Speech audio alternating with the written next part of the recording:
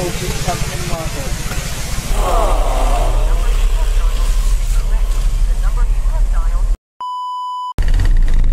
Baka. Wala.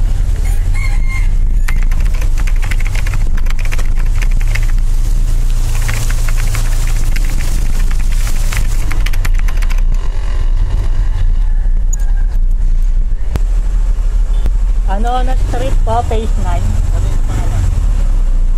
Rogelio Delgado. Ayan, moving. ID test? May moving up ng mga to. Ah, okay. Thank you, sir. Wala nang ulan, may baha pa. Ang double booking ah. Delgado rin daw.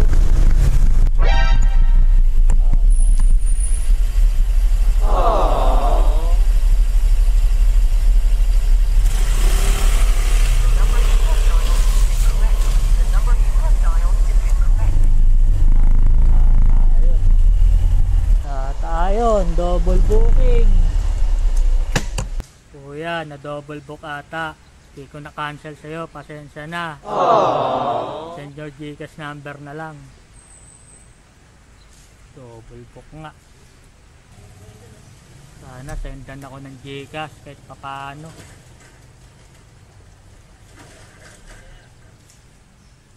Cancel.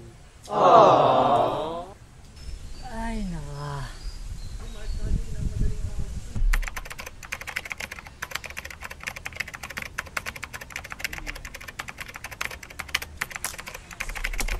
Sendan nyo na lang daw ako ng Gcash. Sana totoo.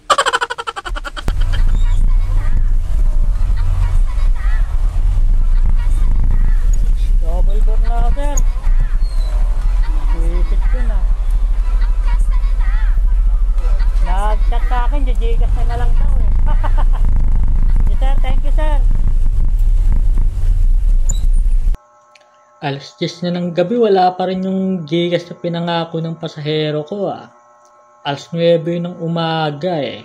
Sabi niya, i-send niya daw sa akin pagka after ng biyahe. Tapos, ano na, alas 12 na, wala pa rin, kaya tinext ko. Sabi ko, sir, kala ko po mag-Gcash kayo. Tapos nag-reply, pahintay lang sir, nalate ako pag break time mamaya, on meeting lang. Tapos ngayon, alas 10 na, wala pa rin. Mga abale, mga ganyang pasahero. Imbis na may makuha na ako ng ibang booking, wala pa eh, abala ka lang eh. Sayang sayang yung oras sa gas eh. Pagka mag-double booking kayo o kaya triple booking, oras na may nag-accept ng isa, i-cancel nyo na yung iba para wala nang mag-accept ng booking nyo. Wala na rin ibang pupunta sa inyo. Kasi nasayang yung oras namin pati yung gasolina eh. Isipin mo, binabaha pa yung naanan ko. Tapos, pagkadating mo, meron na, may sinakyan ka na. Abala yung ginagawa nyo. Buti sana kung abutan ka man lang kahit 20, kahit magkano lang pa-konsuelo man lang kasi naabala kami. Hindi naman namin kasalanan kung nagdo-double booking kayo. Kung nagti-triple booking kayo eh. Kaso wala eh. Sana sa susunod, huwag nyo nang ulitin yan. Nakakaperwisyo kayo ng mga rider.